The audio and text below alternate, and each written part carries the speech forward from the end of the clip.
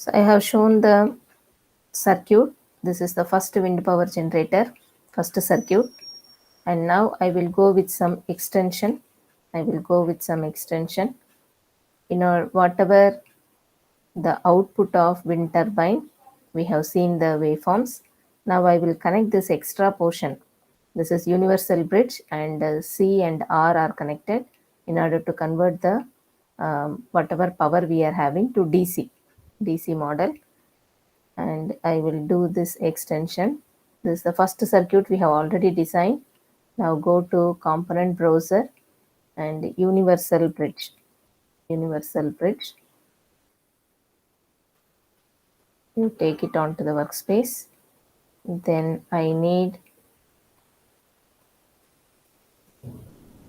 series RLC branch. You take this, drag onto the workspace, and then one more series RLC branch, drag onto the workspace. Then I want voltage measurement, which need to be connected in parallel. You take it here. I want current measurement.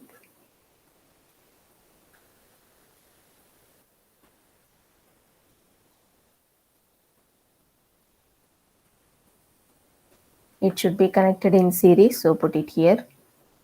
And in the components, in the sync, I will have scope.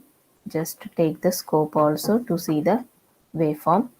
These are the additional components to convert the power to DC. Now just I will connect this A to A, B to B, and C to C. You double click on this. You change it to capacitor C and let the value be 1000 microfarad. And double click on the second one, change it to resistance, let the value be 1, and you just click the capacitor, rotate it clockwise, and click on the resistor, rotate it to clockwise. You just drag the capacitor and this resistor. You double click on the universal bridge. The values 3, 1E5, and then you change this to diodes. Okay. Now you give the connection.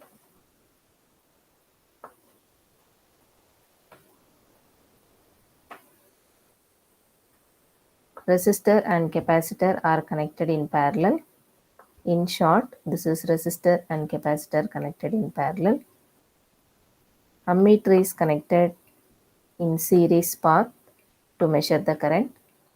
Voltmeter should be connected in parallel path. That is what we are doing here.